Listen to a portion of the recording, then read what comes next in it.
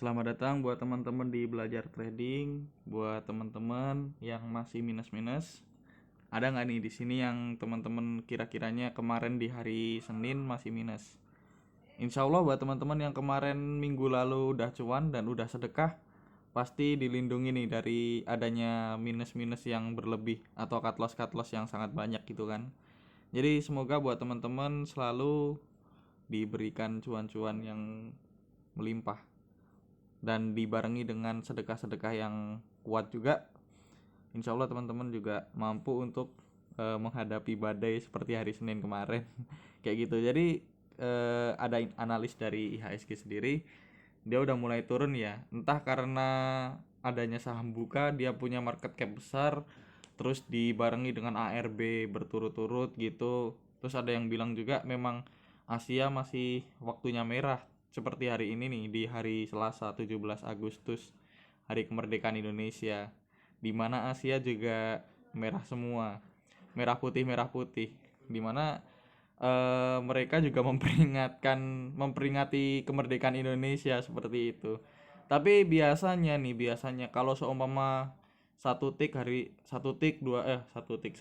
hari dua hari, satu hari udah turun dalam, terus 2 hari besok turun dalam, kalau seumpama tidak ada apa-apa, tidak ada berita yang menghebohkan, itu biasanya di hari berikutnya bakalan naik hijau. Dan alhamdulillah hari ini HSG tidak buka seperti itu, karena kalau dibuka juga biasanya bakal ikut-ikutan juga untuk merah.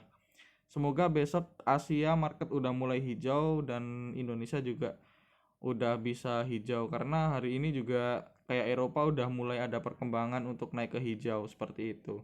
Kita lihat untuk IHSG besok. Jadi di sini ada 4 saham yang bakal kita bukan rekomendasikan, kita bahas karena ini tidak ada saham yang rekomendasi. Jadi ada kita bahas 4 saham, yaitu ada Wika, PTBP, ADI, dan Waskita. Dimana kalau kita lihat secara kasat mata, kita udah tahu apa yang sedang terjadi di market konstruksi kayak gitu. Ya bener, ini lagi namanya strong bearish seperti itu, waktu-waktunya untuk bearish. Jadi biasanya memang kalau saham konstruksi dia mulai bangkit itu di bulan-bulan Oktober, di akhir tahun seperti itu. Apakah besok bakalan sama seperti biasanya, ataukah memang konstruksi udah tidak enak untuk dikembangkan lagi karena berita-berita yang kurang mengenakan mungkin di konstruksi-konstruksi, dimana konstruksi juga sedikit yang bergerak, hanya batasan-batasan yang sempit seperti itu. Ya udah, kita bahas ada 4 saham, mulai dari Wika terlebih dahulu, dimana Wika hari Senin kemarin diakumulasi oleh MG. Ada MG, ada BK, ada PD, tapi MG juga mampu untuk menaikkan Wika seperti itu. Ada net buy 5 billion untuk Wika. Kalau kita lihat analisa teknikalnya teman-teman, aduh, kenapa bukannya ini? Sebentar. Analisanya dari Wika sebenarnya ya jebol kalau aku lihat tadi gitu kan.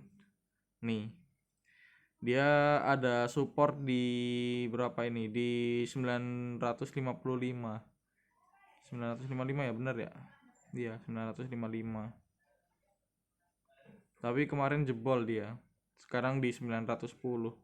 Ya target berikutnya ya bakalan ke sini, kalau nunggu ke support downtrend dia bakal ke 600. Tapi let's say kita lihat di mana dia udah mulai gerak umit gitu kan, di sini kan.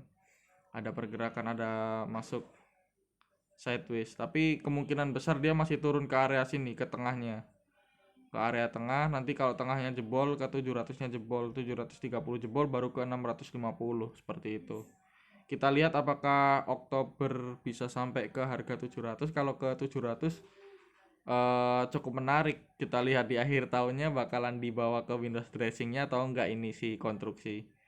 Jadi seperti itu untuk Wika. Dia sekarang ada di resisten downtrendnya dia, jadi belum menarik untuk dibeli buat sekarang.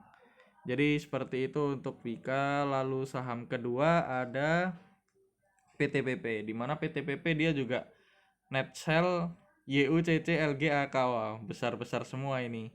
Broker-broker besar berkumpul untuk berjualan di PTPP. Walaupun sebenarnya secara teknikal PTPP menarik menurutku.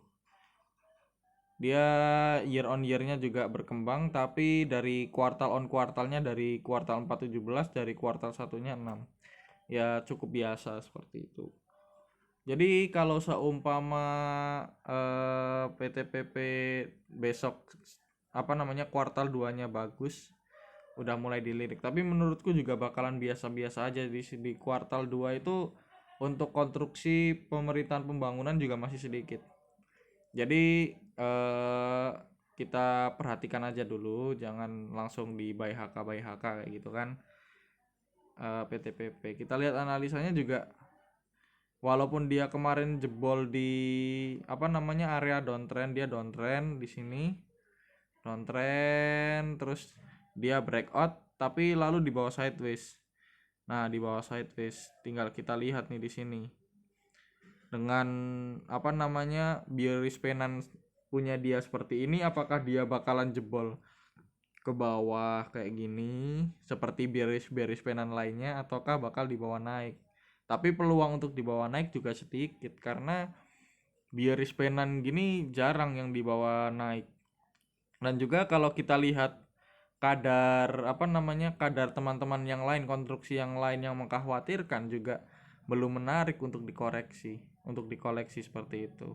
Mending kita lihat aja, paling dia besok masuk ke area ini sideways, dia masuk ke sideways ke 88 berapa ini, 88 870 sampai 800, paling di bawah sideways dulu sebelum diturunin.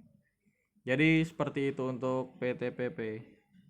Harusnya nih biasanya kalau saham-saham konstruksi di saat IHSG sedang hancur-hancurnya, dia biasanya manggung.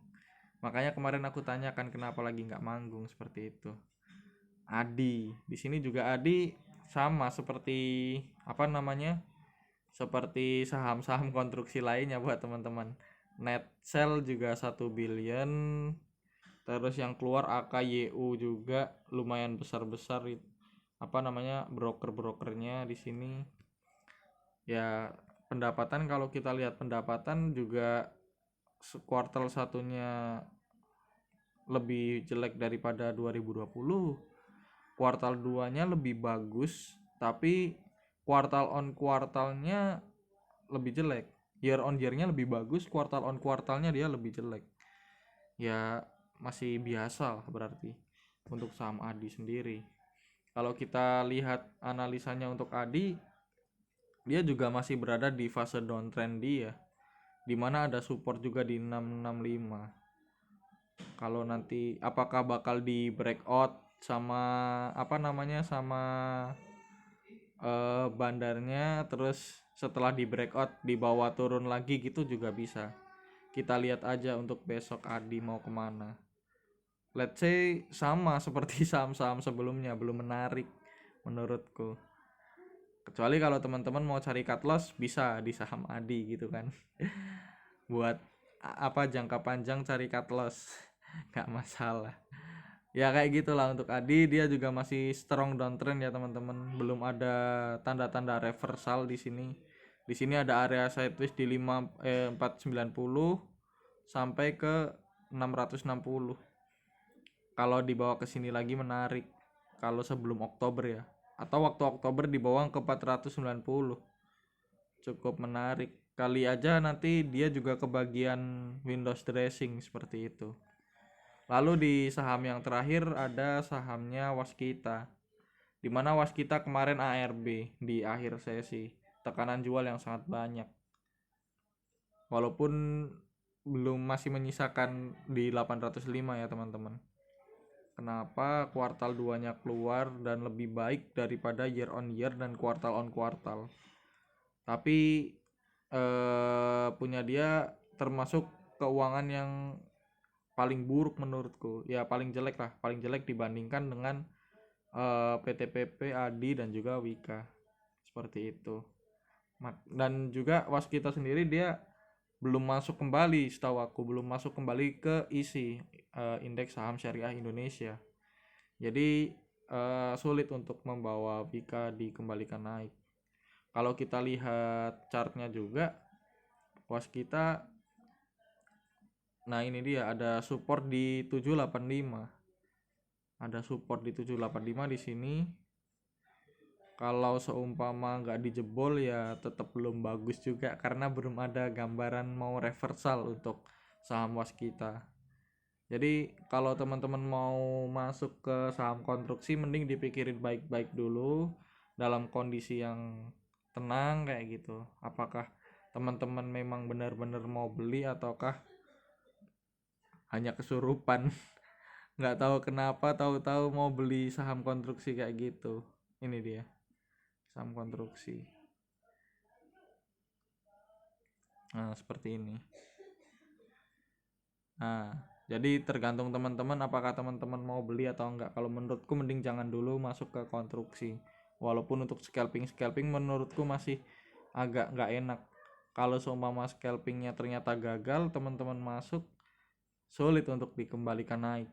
Mending cari saham-saham yang masih uptrend, yang kadang-kadang kita rekomendasikan di grup aja, gratis teman-teman.